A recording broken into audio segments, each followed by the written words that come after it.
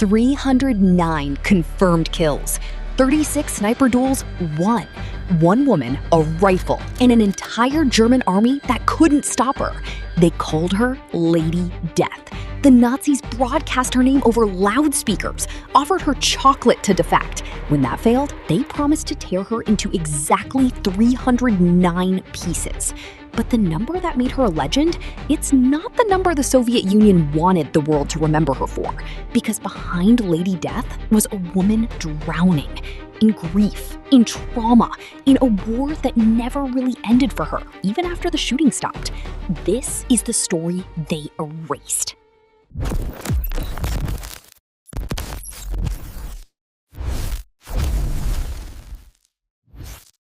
"309 confirmed kills, 36 victorious one-on-one counter-sniper duels.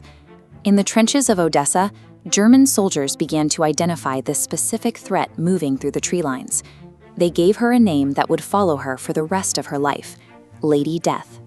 In the summer of 1941, Axis forces launched Operation Barbarossa. It was a massive invasion that tore through the Soviet Union and brought the front lines directly to her homeland of Ukraine. She was 24 years old and in her 4th year of studying history at Kiev University. When she rushed to the recruiting office to join the infantry, the registrars tried to steer her toward nursing instead. She refused the assignment, but even after enlisting in the 25th Rifle Division, the Red Army was suffering from severe weapon shortages.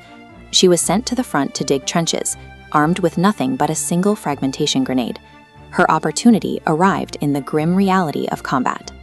A comrade, severely wounded by shrapnel, handed her his Mosin Nagant bolt-action rifle. Acquiring a rifle was just the first barrier. To survive the Eastern Front, her perspective on her enemies would have to narrow until they were no longer people, but targets. The sieges of Odessa and Sevastopol were relentless. Soviet forces were heavily outnumbered and taking massive casualties.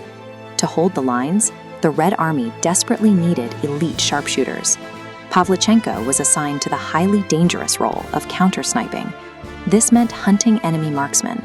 It required extreme physical endurance, sometimes forcing her to lie completely motionless in the brush for up to 3 days, just to outweight her opponent. She learned to weaponize fear against enemy patrols. Instead of shooting the first man in the column, she aimed for the second. The sudden drop of a soldier in the middle of the formation destroyed their understanding of who was safe, scattering them in terror. When her second husband was killed by mortar fire at Sevastopol, the last of her battlefield hesitation disappeared. She described her state of mind as a hunter tracking a beast of prey, viewing the invaders with a detachment prioritizing calculation over emotion. The German command eventually realized one woman was decimating their officer corps. They began broadcasting bribes over loudspeakers, promising her chocolate if she defected, before pivoting to a promise to tear her into exactly 309 pieces. Eventually, mortar fire heavily bombarded her position, and she took shrapnel to the face. Before she could heal, the Soviet High Command pulled her out. She was simply too valuable an asset to lose in combat. Having conquered the physical threats of the Eastern Front, Pavlichenko was about to be deployed into a completely different kind of war zone. By late 1942, the Soviets were bleeding. They desperately needed the United States and Great Britain to open a second front in Europe. To rally support, they sent their greatest hero to Washington, D.C. The cultural contrast was jarring. Instead of asking about her combat record, American reporters bombarded her with questions about wearing makeup on the battlefield, what color nail polish she preferred, and her supposedly boxy uniform. American newspapers routinely bypassed her military citations to focus on her appearance. The New York Times labeled her the girl sniper, while columnists critiqued her olive green uniform for making her look fat. As the tour moved from Washington to Chicago, the polite diplomacy of the first few stops fell away. She abruptly stopped answering the demeaning questions about lipstick, speaking over the reporters to address the crowds directly. At a massive rally in Chicago, she stepped to the microphone and stated, "Gentlemen, I am 25 years old, and I have killed 309 fascist occupants by now. Don't you think, gentlemen, that you have been hiding behind my back for too long?" The crowd erupted.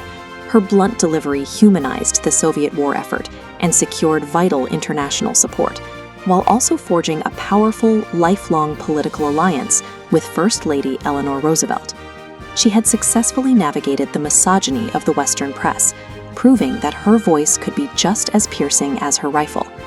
Following the tour, the Soviet government permanently barred her from frontline combat.